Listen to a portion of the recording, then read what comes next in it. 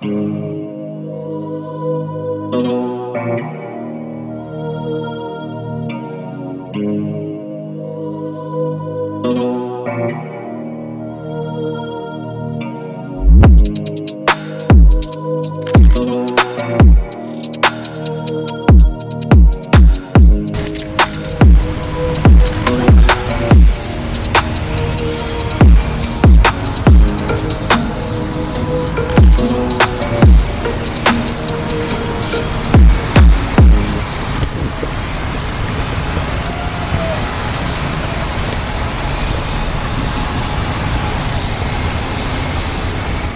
is an interview for Peep-magazine. We're here with Damon Mogg, aka D-Rok.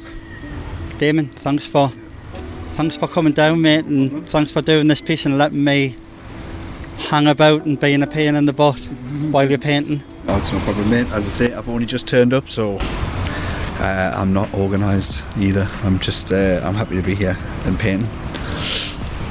Tiffany's was the name, Sidewalk was the game. We're going to go back to 1983 with D-Rok. What was your first taste of b-boying? Can you define this night in Newcastle? How did you hear about it? What about the event, and what motivated you to get involved with this event? Well, I only went to Tiffany's a couple of times because I was really young at the time. I remember it being probably the most exciting and magical thing that I had seen, to be honest, because you went from just seeing breaking on TV. I wasn't like old enough to be kind of around the city at that point, so you're only seeing breaking on TV, and you hear it, I don't know, you watch Beat Street over and over again, and then you walk into somewhere where they are actually playing that music really loud and it looks like a disco, but it's you're allowed to go in as a kid. It was absolutely amazing, and I think that's why it stuck with everybody, like everybody who experienced it. Remember it really fondly, and I think that's why you still have an anniversary for it. So there was Tiffany's, I'm trying to get my head around it, and then Sidewalk was the night, and then that night was organised by a guy called Stesh. Right, yeah. Who unfortunately I never met, but every time I hear about anyone talk about this, they always mention his name, and it's like the main guy who kind of invented it. He's kind of I don't know Stesh either. I mean, as I say, I was really, really young at the time, but it is a name that I've heard from the beginning right up until now. And obviously he was responsible for the music being played and the fact that it was even happening, so like there's the root right there. Yes. Of this city. So breaking hip-hop graffiti swept, in my opinion, every school. Breakdancing on bus stops, before school, after school, break times. I mean, can you talk about your experience, because you must have been quite young when it kind of swept through the schools? Yeah, I was about 6, I think, when I first saw it. I had a little thing for watching Michael Jackson dance, and then I saw breaking on the TV, and then that was it. I spent the rest of the time on my head in the living room, according to my mum. Right. So, and school was, I mean, I remember getting sent to what were called the naughty wall a couple of times for breakdancing, and I think it's because the ladies who looked after the schoolyard at the time just thought I was rolling around on the floor in my good clothes or whatever. So, yeah. But once they started realising what was happening, then we used to have little breaking circles all the time in the school. That was what break time was for at school for them. Would you agree that it maybe stopped a lot of negativity in schools? Because in my school, for instance, there used to be a fight every other break time. Right. Someone beefing with someone. Yeah. And breakdance came through, and breaking and all, you know, I don't really want to call it break dancing, because that was a term that was coined. In my opinion, it kind of stopped a lot of negativity. Would you agree with this? As I say, I think I was too young to even see a lot of like in first school. I didn't see many people fighting, and that's where I was when breaking was around. we did used to dance in the schoolyard though all the time. But I think probably on a wider level, and for the older kids, I would say that it would have done that. I mean, God knows how many crews there was in the city at one point, but I guarantee every area would have had a crew. Because it was just the thing everyone was doing, so there was crews all over the place. I can't remember what the standard was like, but yeah, there was a lot of crews then. You met another talented artist called Ken Masters, who's also into hip-hop music, hip-hop culture, breaking, MCing, DJing. Could you talk maybe about that meeting and what was discussed, and was this like an explosion of creative minds? Well, the first time I ever met him, we didn't realise we had met until later, but it was probably about 1986, I think.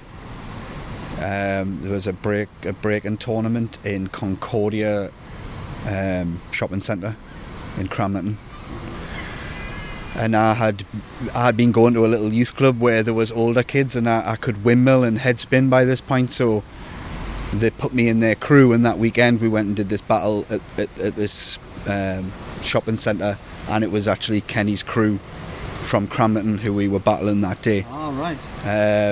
And then we didn't realise that until we met until we were friends and talking about that type of thing, and we were like, that's him. That's him thing. So when I actually met him, I was probably about 22, I would say. And there was a lot of us that, you know, like he had a group of friends, and they were doing music all the time. They were called Sin Hoods at the time. And then there was loads of other people around them, like the Scruffs, Untamed Youth from Gateshead. They were all doing music.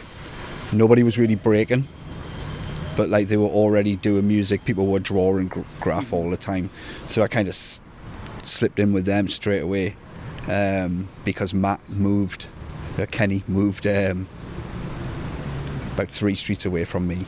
Oh, that's a stroke of luck, isn't it? So it was like I think he saw me one day wearing a Naughty by Nature hoodie, and then that was it. We started talking from there. That's all it took, really. Yeah.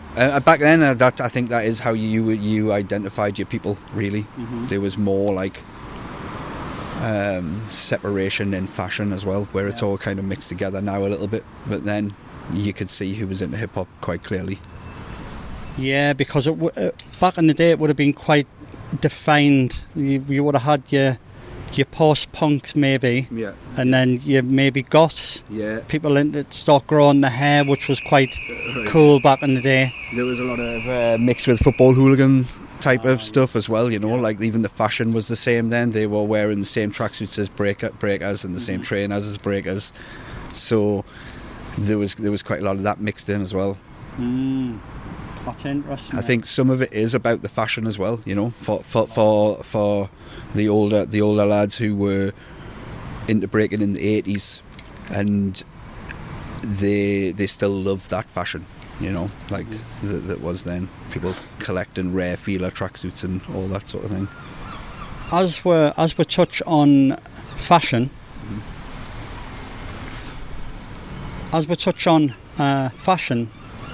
I think it's quite apt that you explained that breaking became quite unfashionable and not really cool. Why do you think this happened? I'm not sure. I think I've thought about that for my whole life, to be honest, because I was probably at an age where I wasn't as influenced by the mainstream fashion or whatever was going on. Like, I was way too young to go to a rave, you know, like, so all the older lads who they got to an age were probably around 18, 19, where that going to raves and stuff like that was the thing then, and it almost seemed to stop overnight for me. It went from everyone was doing it to nobody's doing it anymore, and it's not even a cool thing to do. Like, running on the spots now, the cool thing to do, you know, like the sort of New Jack Swing type of dancing that came in, followed straight after, and it was all about MC Hammer, and running on the spot or raving, and like I had thought, like, you know, I spent a lot of time learning how to windmill and spin on my head. I'm not just going to jump up and down now, like, you know, and I just wanted to keep going. It was just too hard to keep going when you're so young and you're kind of isolated in a part of the city where there is no one else doing it. So by the time it come to get older and you meet people who are into the same thing, like by the time I met Kenny and the rest of them, it was like we were all ready to break again. It took nothing to spark that. Just put a record, put that song on that used to play, and somebody would start breaking. Because we were back, we were all around the same age. We all probably experienced the same thing, where it died, and we had nobody older than us showing us anymore. You know, like there was no influence anymore. So you just had to do that yourself. Like that, you know. Like I know that BTC are really lucky that they had the breakers in Belfast. Would mentor them, you know, and I'm pretty sure them boys are still going. So, like, that's a good thing. Like, that's the one thing that we never had. We've got a lot in common with BTC, and that's probably the one thing we haven't got. And that's probably why they have had a mentality straight away of sharing what they know and workshops and bringing people in. But we didn't have that mentality. We kind of survived here. And once we left the city to go to other cities, it was just about battling. That's all we wanted to do. There was no thought of the next generation really. It wasn't even on our radar. We just wanted to battle, because we'd been stuck in this city ourselves for so long. There's only so many times you can go to the same circle in the same club and have the same knacker, spill the same pint over the floor. You know what I mean? Like so by the time we came to leaving the city, we were excited. And we were just going to like nights that were specifically for breaking. So you knew, like, go to Leeds or Manchester or just like close by, and eventually we were going to London all the time. So we're going to fast forward, maybe down to 1993. You started your own crew, NCK, Newcastle City Crew, influenced by Wildstyle, Beat Street, and then you seen a Battle of the Air in 1995, was it? Yeah, I mean, NCK wasn't really. We were all together as friends, and we were all breaking in '93. But there was no there was no name for us. Like, we were just mates breaking in a living room, and at any hip hop night that there is, which eventually Kenny had to put one on, like every month, just so that there was somewhere for people to practice their music and break, and in an environment that was outside of a living room. So we didn't have the name, but we were all breaking together, and a lot of the lads had never done breaking before. There was only a few of us who had been from the first wave. The other lads had jumped on hip hop around like Snoop and Dre and that type of thing, you know. But they were hungry to learn what was like. They were doing graffiti straight away, and they wanted to learn to break, and that was a slow process. It's a hard thing to learn how to break. So there was a lot of years there where we didn't have a name NCK, but we were in a living room breaking together, you know, practicing, getting better. So when we saw Battle of the Air 95, I think that's when everything kind of changed, and we realised how serious breaking was. Like, still, like, we were just trying to do the old things that we were, you know, like trying to get different combinations of swipes, windmills, head spins, and trying to be as tidy as possible and all of that. And then we watched Battle of the Air 95 and realised that, like, the level is high in Europe, it seems. We hadn't seen anything from America at the time, I don't think. So that kind of made me think, like, right, well, it's not just us. Like, there's you know, there's other people around the country. And if there's other people in Europe, there's got to be other people in the UK. So we knew about, like, Tough Tim Twist and Second to None for sure. Like, they were already kind of they were established, you know. We didn't realise or think about whether there was the equivalent of us in every single city, and the kind of and it works out that there kind of was. You know, there was the generation of people that were kind of left behind. They were too young to follow what was happening. They still loved hip hop, but everyone stopped, and they had to keep it going in their city. That's the story of just about every city in the UK, I think. So how does, you've got your crew, you're practicing in bedrooms and stuff like this, you've got your guys with you, you're all good friends. How does the NCK crew, how does the dynamics work? Is there a hierarchy in this crew?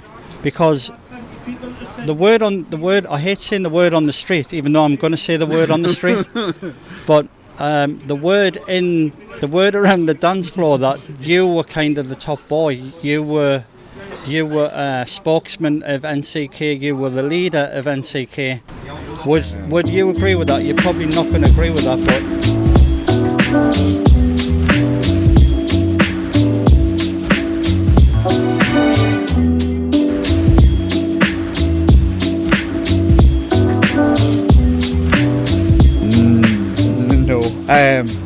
it might. I can see why it might have come across like that, though. I've got you on the spot there, mate. I think that has come from, like, if anything happens when we're dancing, I will be there to try and sort that out. Yes. I don't drink, so maybe I'm just always the one who isn't drunk at these times when things happen or whatever. Like, I don't know about I held no like rule over any of the boys at all. It's not like, oh, thank you, mate, that's love. That's respect right there. I held no rule over any of the boys, and that was like, and everyone knew that. Nobody ruled anybody. That was a crew of 12 real big egos, like, yeah, who were kept together by just loving the same thing and being on the same team. Like, at the end of the day, like, with the times when we first started going down to London, our attitude was that, like, we are together as Newcastle going to London.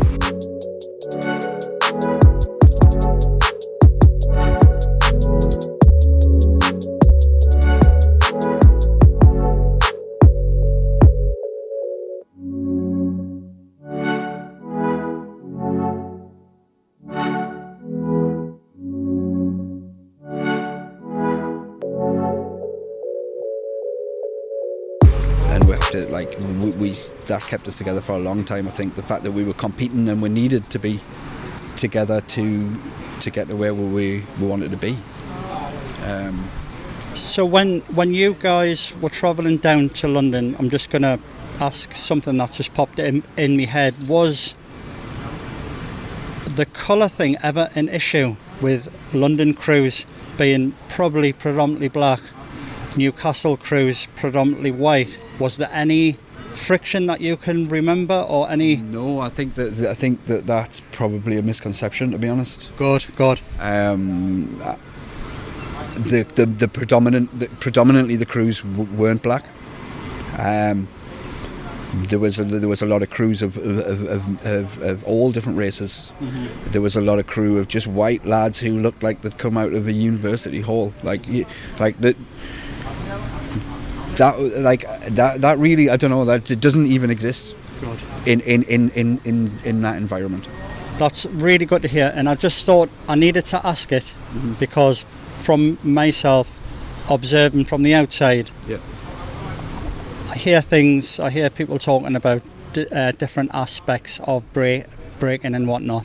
And I have heard a couple of things, but I just wanted to get it from the horse's mouth that you didn't experience anything. No, never. And that's so good to hear. I think if you go to any hip hop event that is like, you know, put on by people who know what they're doing, you will never see anything like that.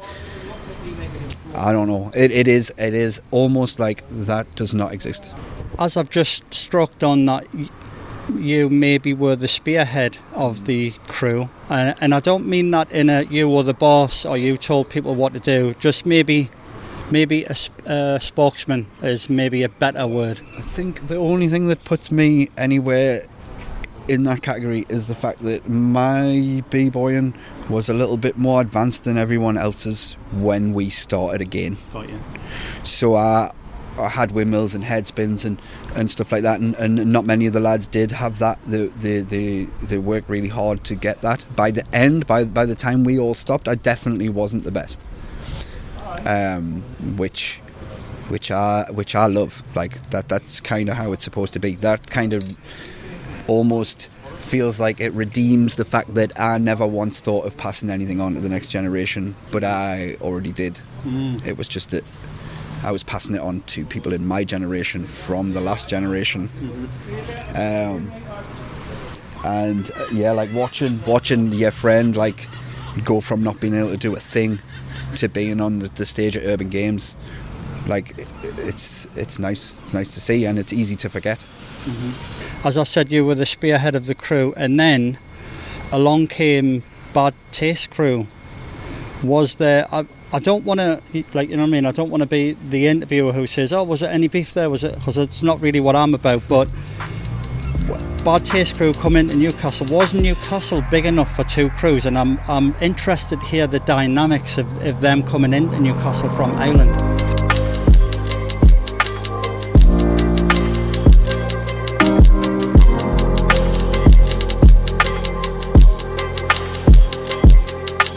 To be honest, I can understand why that might seem like it should be a certain way, and like probably with any other crew it probably would have been different, but we felt really close to Bad Taste crew, like really early on.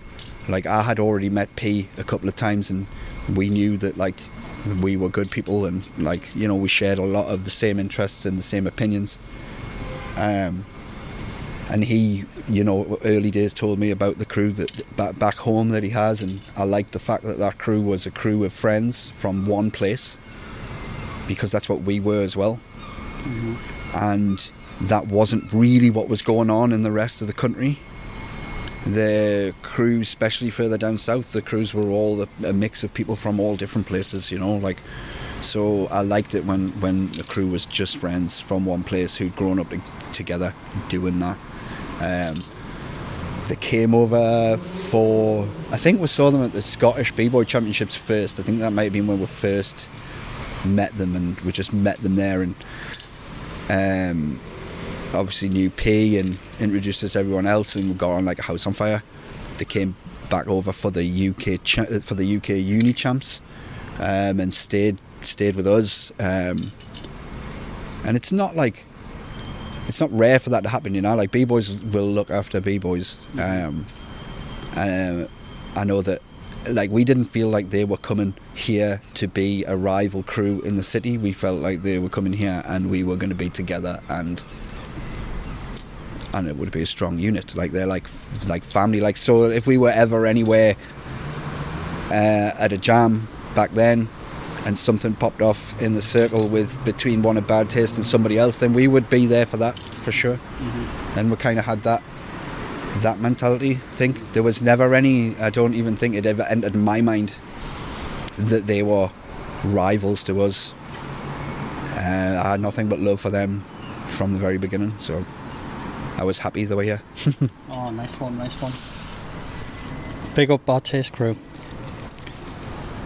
I read somewhere that Breakin moves, freezes influenced the wild style graffiti, or was that the other way around? I'm interested to hear your opinion on it. I think it all just influences each other. Sure, yeah. To be honest, and I think so. Like when I see an amazing piece of graffiti that's got like letters that kind of speak to me, like the shape of them and everything, it is exactly the same feeling that I will have if I'm watching a b-boy do footwork and I'm like feeling that, like that. It's the same feeling if I see a DJ do like some sort of sick scratch set. That's the same feeling. So I think that's probably where it comes from. Like if you're into graph, you're usually into some sort of hip hop or breaking, you know. Like I know, even if you're not active, you would respect that, you know. So I think for people who've experienced like elements across the board of hip hop, all of the different elements are just they've got the same influential feeling. When something good happens, a good piece of graffiti, a good piece of breaking, it's the same feeling to me. Yeah, mate. I think it's only fair that I ask this one last question about a conversation we had maybe 4 or 5 months ago now about how you explained about holding it up in Newcastle for breaking, for b-boying and all the rest of it. Could you maybe elaborate on that? And I'd like to hear from your perspective. Yeah, well, I'd like to clarify it wasn't just me, but I think without me and a certain group of people, there would have been no breaking, because everybody had stopped. We had to go through some years of kind of getting laughed at for breaking again.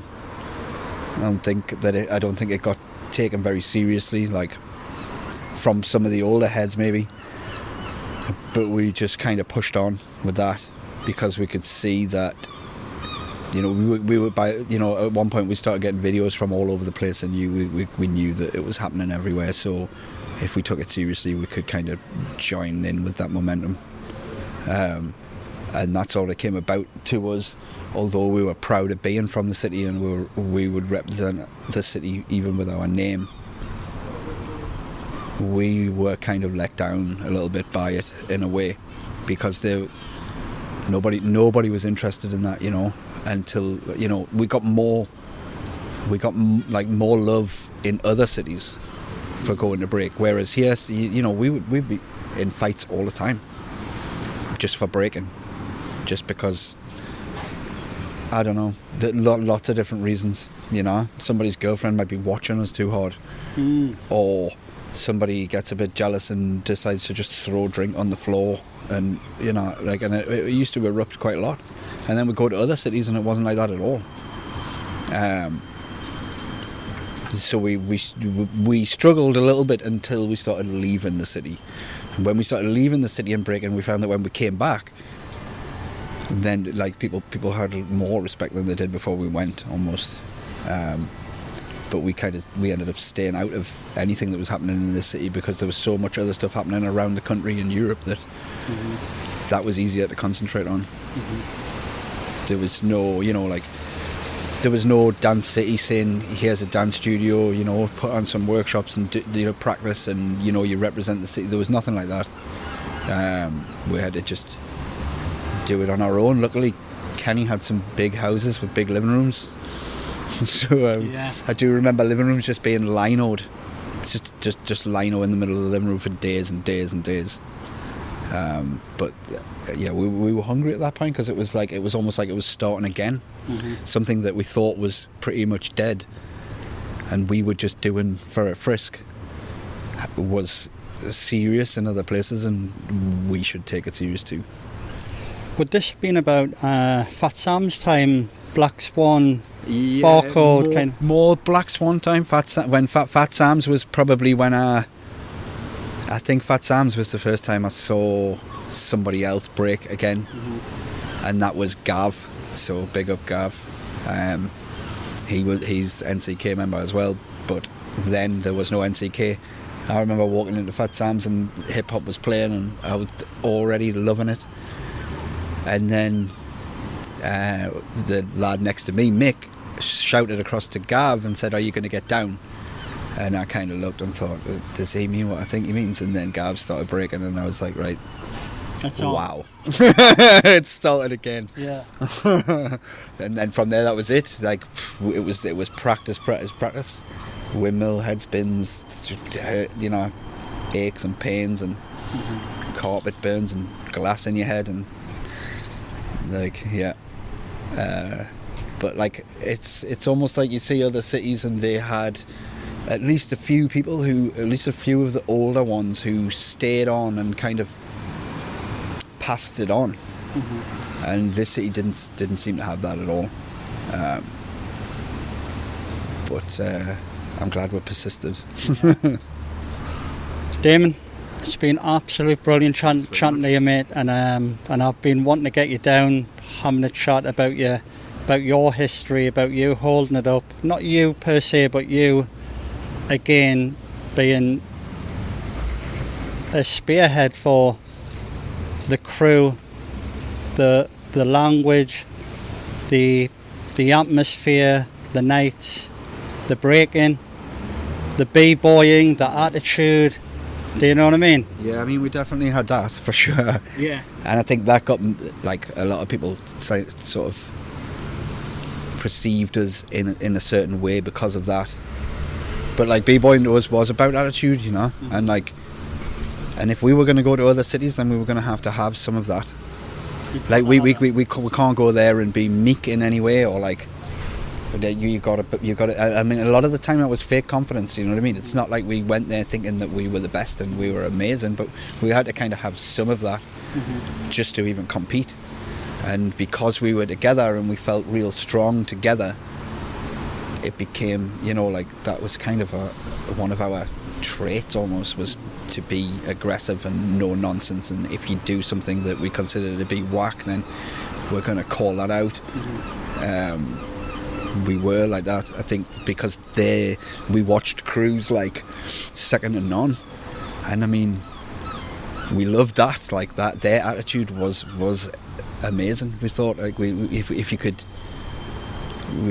we could break like us, but like hold some of their attitude and the way that they had no fear when they were breaking against, you know, stars of the world scene. They had no fear, and that's, I think we took that from second to none for sure. Brilliant, mate. Thanks for chatting. No problem. And hopefully see you again in the future. But like I say, big respect, and I needed to get you on the channel. Thanks again for chatting to Peep magazine. Thank you very much. Thanks, mate. Thank you.